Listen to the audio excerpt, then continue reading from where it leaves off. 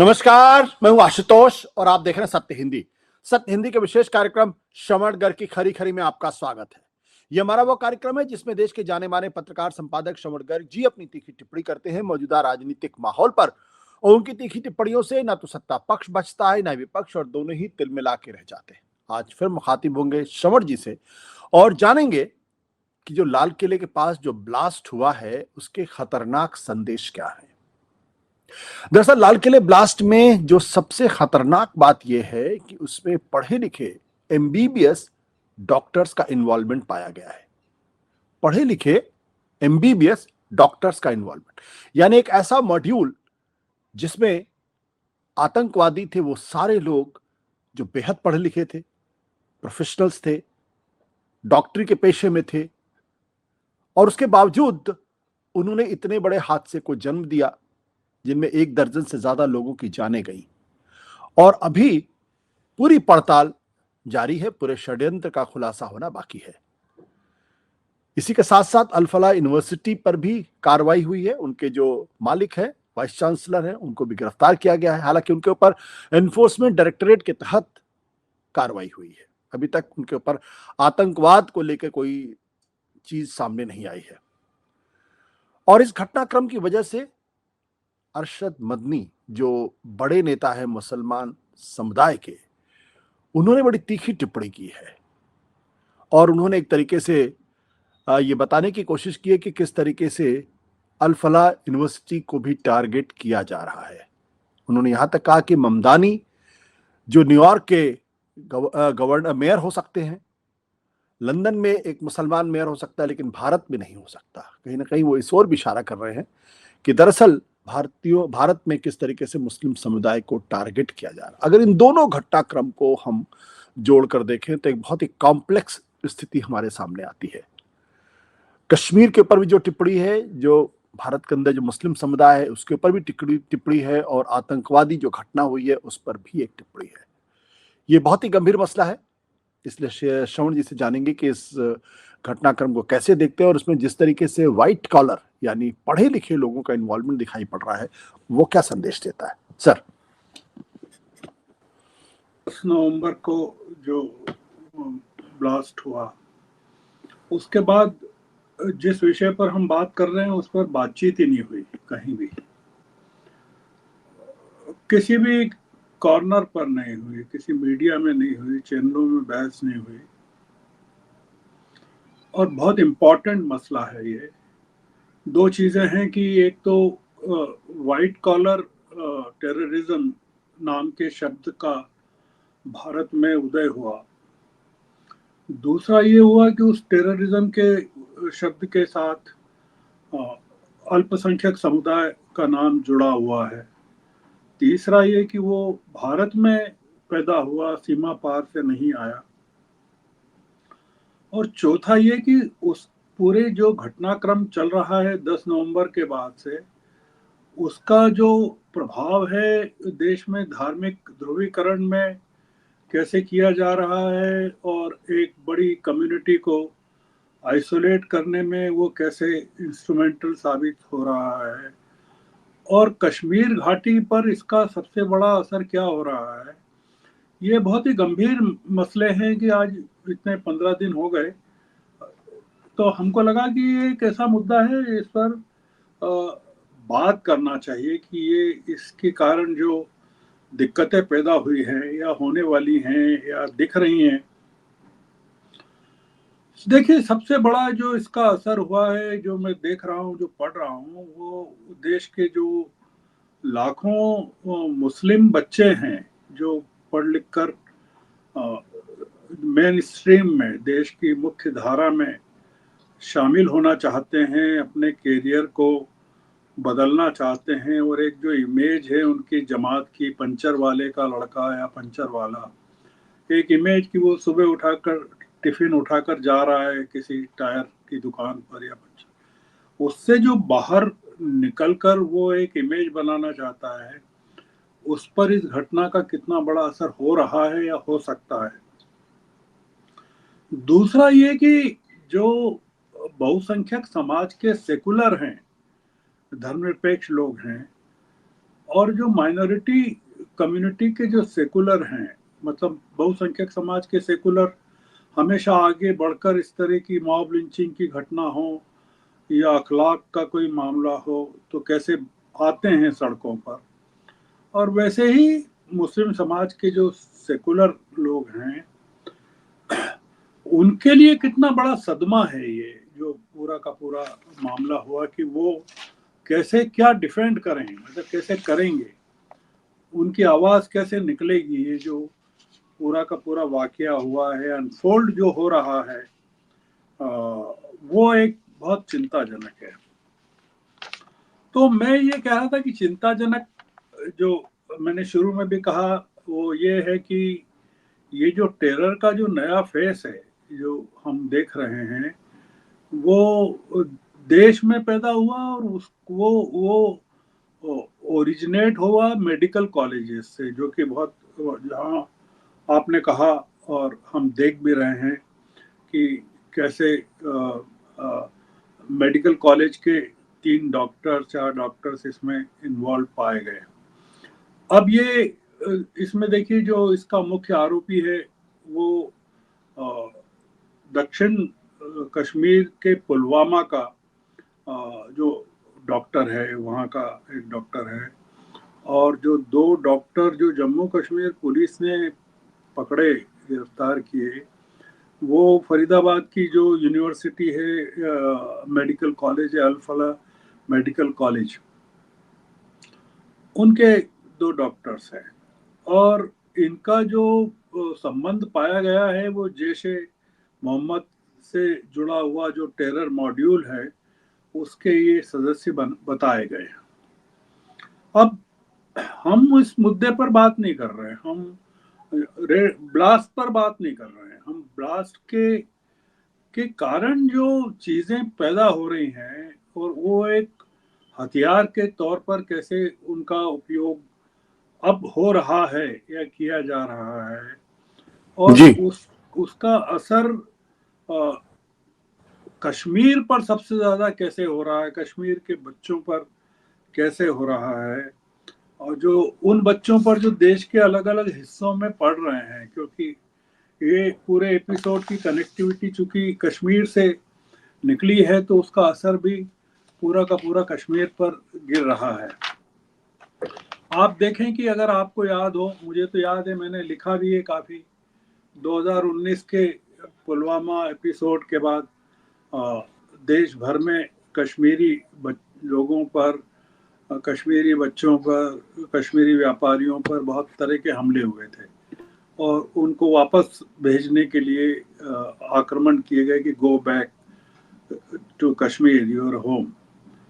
अब पहलगाम के बाद भी यही हुआ। आपने देखा जो वहाँ के श्रीनगर के जो सांसद हैं उनकी जो तकरीर थी लोकसभा में, बहुत ही, उसमें कैसे उन्होंने बताया कि पहलगाम के बाद कैसे वहाँ के हजारों लोगों को जेलों में रखा गया, डाला गया, और कैसे पुलवामा से आने वाले हर एक वाहन की तलाशी ली जाती है, कैसे बुलडोजर चले।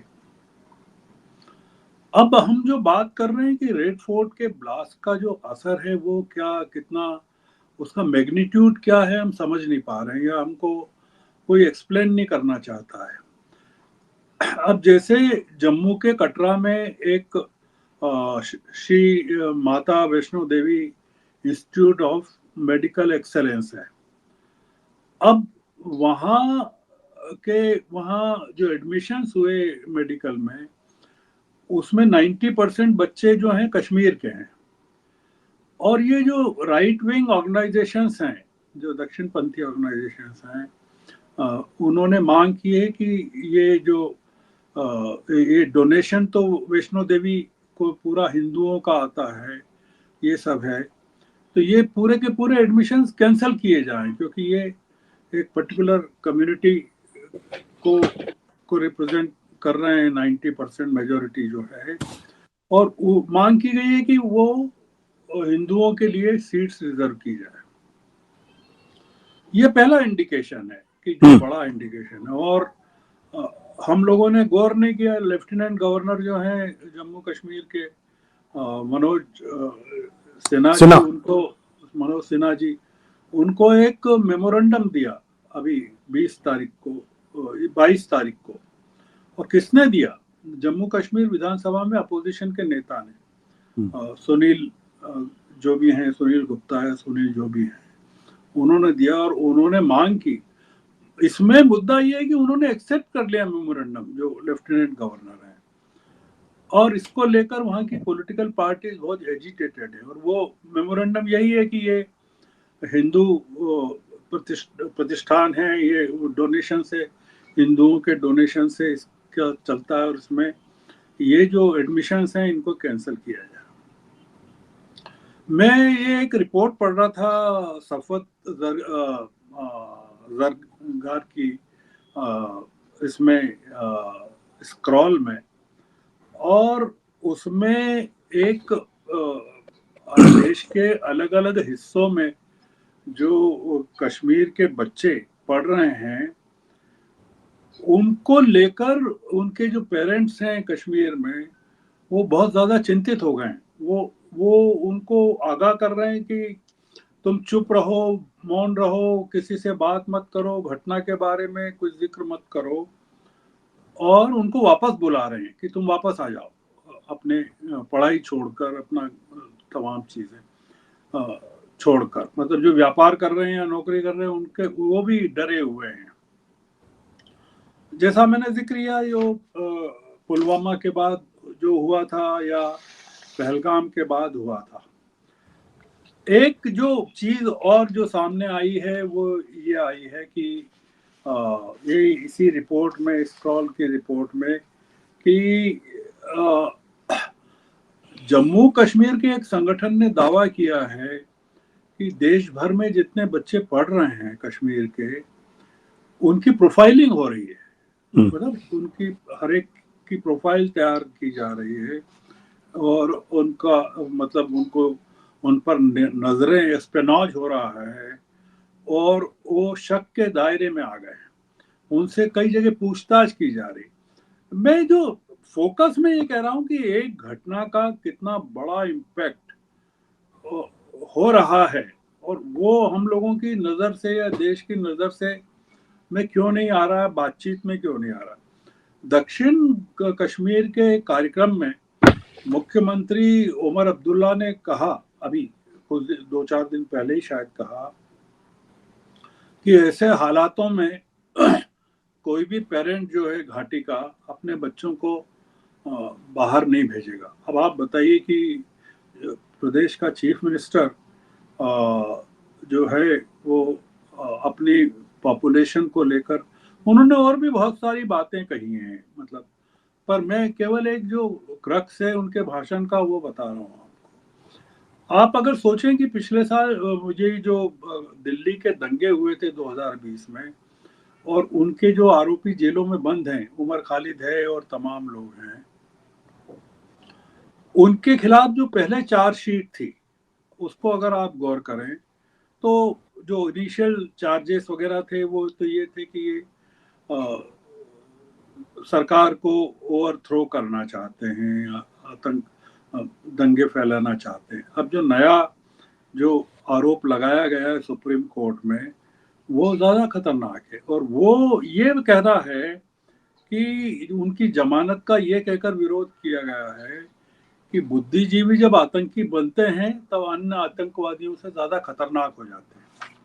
अब ये जो लोग हैं, उमर खालिद वगैरह, ये सब बुद्धिजीवी हैं, मतलब इंटेलेक्चुअल्स हैं। तो अब एक नया किस्म का ये हो गया है कि अगर आप अल्पसंख्यक हैं, बुद्धिजीवी हैं, और आपको किसी टेरर एक्ट में गिरफ्तार कर लिया गया है, तो फिर आप सोचिए कि आपके खिलाफ क्या हो सकता है। पूरे मामले का जो मैं देख रहा हूँ कि जो चिंताजनक पहलू है वो ये है कि इसका उपयोग जो है दोनों पक्षों की ओर से, एक अब जो अब दिख रहा है, वो समाज को बांटने या पॉलिटिसाइज करने या वोट की राजनीति करने या उसमें किया जा सकता है, या संकेत जो नजर आते हैं। जैसे ये जो कटरा का जो मैंने आपको बताया श्री माता वैष्णो देवी का जो हुआ एक, वो तो एक उदाहरण है। पर अब जमीयत उलेमाए हिंद के जो मौलाना अशरद मदनी हैं, उन जिनका उल्लेख आपने किया, अरशद और मदनी। हाँ, अरशद मदनी का ने जो कहा और आपने जो उल्लेख किया, और उसमें जो राइटिस्ट लोगों की जो रिएक्शन आई है, वो आप थोड़ा सा गौर कीजिए। तो जैसे आपने भी बताया, उन्होंने कहा मदनी ने कि न्यूयॉर्क में जोहरान ममदानी मेयर बन सकते हैं, एक मुस्लिम जोहरान ममदानी। लंदन में एक खान मुस्लिम मेयर बन सकते हैं। भारत में कोई यूनिवर्सिटी का वाइस चांसलर नहीं बन सकता। फिर उन्होंने ये जो उत्तर प्रदेश के वो आजम हैं, उनका जिक्र किया। और उन्होंने ये जो अल फला के जो वाइस चांसलर है उनका जिक्र किया और कहा कि वो बन जाएं तो उनको जेल भेज दिया जाता है। जो एक सेंटेंस जो पढ़ने में आया वो ये कि सरकार निष्ठुरता के साथ लगी हुई है कि मुस्लिम सिर नहीं उठा पाए। ये वो उसमें एक जो बदली साहब ने जो कहा उसका जो एक सेंटेंस अखबार में कोट किया गया। अब इसके जवाब में जो बीजेपी के जो प्रवक्ता हैं शहजाद पूनावाला, उन्होंने कहा कि आतंकी बचाओ जमात के भाईजान सक्रिय हो गए। अब आप सोचिए कि ये मतलब इसके जो डायमेंशंस हैं, इम्पैक्ट है घटना का कश्मीर पर जो है, देश पर जो है, हमारी पॉलिटी पर है, हमारे जो पोलराइजेशन पर है, वो एक तरफ है, और उसका पोलराइजेशन जो हो रहा है और डिवीजन के लिए जो इस्तेमाल हो रहा है, और उसमें मेजॉरिटी जो आपने कभी कोई देखा हो कि आतंकी घटना का किसी मुस्लिम सेमिनरी ने या जो फतवे जारी करते हैं उस तरह के संगठनों ने या चीज़ों ने आलोचना की हो, भर्त्सना की हो कि भाई ये, या सेकुलर जमात ने कुछ कहा हो कि नहीं ये हम इसकी निंदा करते हैं। और दोनों तरफ के जो जो फोर्सेस हैं उनका जो साइलेंस है पूरे मामले को लेकर, और जो इसको पॉलिटिसाइज कर रहे हैं उनका अब वोकल हो जाना है। तो ये मैंने सोचा कि ये जो एक टॉपिक है ये रेलेवेंट हो सकता है क्योंकि बहुत सारी चीज़ें चल रही है। तो मैं आज की चर्चा को इसी नोट पर लोगों को सोचने के लिए इस विचार को छोड़ता हूँ, और हम चाहें तो इसको इसी नोट पर बंद कर सकते हैं। जी, thank you sir, thank you.